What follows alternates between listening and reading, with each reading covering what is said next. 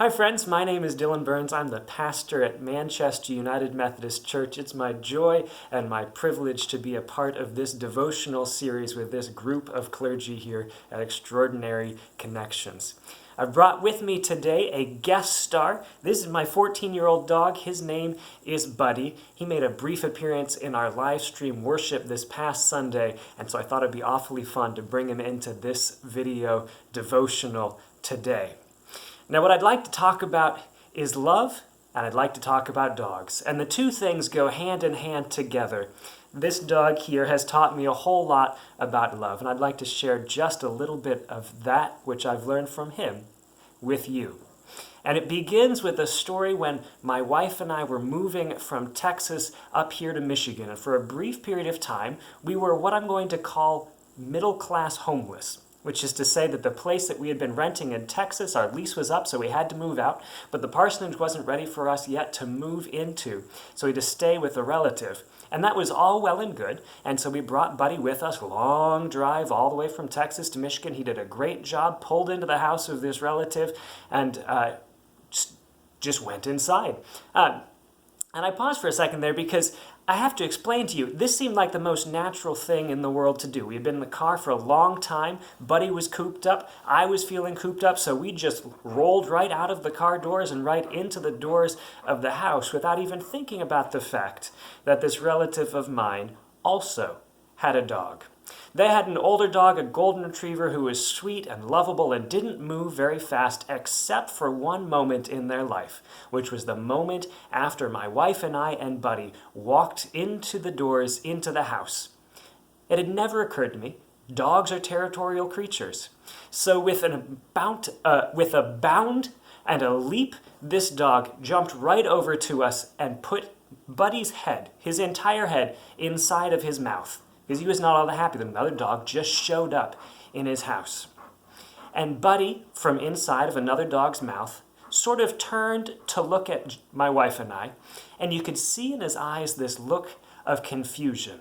He looked at us, and it was almost as though he was saying, "Is this what love feels like?" Eventually, we got Buddy out of the other dog's mouth, settled in, they became great friends. I had a wonderful time together. But I've always remembered that look of, is this what love feels like? Buddy is 14 years old now. We adopted him when he was 10 years old. So he has, in essence, an entire life that he lived before we ever knew that he existed. A whole set of experiences we're not privy to. And so he has his whole worldview shaped in these different ways. The ways that he understands love are different because of all of what he's lived. This has reminded me at various times of a poem that I love by a poet that I love by the name of Mary Oliver. I'd like to share it with you. This poem is called, yes, we're going to read now, Buddy. Is that okay? Yes. This poem is called Benjamin from who came from who knows where. She writes this: "What shall I do? When I pick up the broom, he leaves the room. When I fuss with kindling, he runs for the yard. Then he's back, and we hug for a long time. In his low-to-the-ground chest, I can hear his heart slowing down. Then I rub his shoulders and kiss his feet and fondle his long hound ears. Benny, I say, don't worry. I also know the way that the old life haunts the new." Mary Oliver had a dog that she rescued from somewhere else, much like Buddy, had experiences in a life that he lived before he came to her. And every so often, something she did, tending house, doing all of those nurturing, caring things that you do when there are other creatures whose lives depend on you taking care of them. And those things that she did would spark something in him, worry him, and so she would hold him close and say, "Benny, don't worry, I also know the way. The old life haunts the new." And this poem and Buddy's life reminds me that our hearts are muscles. And of course, that's a physical truth. The heart is a muscle that pumps blood around the body, but I think it's also metaphorically true. Like any muscle, we train it in certain ways. And so love is not always a familiar thing to us. We have to train our hearts how to love and how to experience love. And when you have been trained in different or wrong ways. Sometimes you experience love different than other people. And sometimes, as we come into new situations and new surroundings, new experiences, we have to relearn how to love. We have to train our heart, that muscle memory of what love is like. And this reminds me of a scripture. I'm going to read it, and it comes from the Gospel of John. It's in the moment when Jesus is talking to his disciples real soon before he's going to be crucified. And he says to them this. This is John chapter 15, starting in verse 9. As the Father loved me, I too have loved you. Remain in my love. If you keep my commandments, you will remain in my love, just as I kept my Father's commandments and remain in his love. I have said these things to you, so that my joy will be in you, and your joy will be complete. This is my commandment. Love each other just as I have loved you. No one has greater love than to give up one's life for one's friends. You are my friends if you do what I command you. I don't call you servants any longer, because servants don't know what their master is doing. Instead, I call you friends, because everything I heard from my Father I have made known to you. You didn't choose me, but I chose you and appointed you so that you could go and produce fruit, and so that your fruit could last.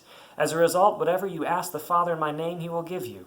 I give you these commandments so that you can love each other. I give you these commandments so that you can love each other, Jesus says.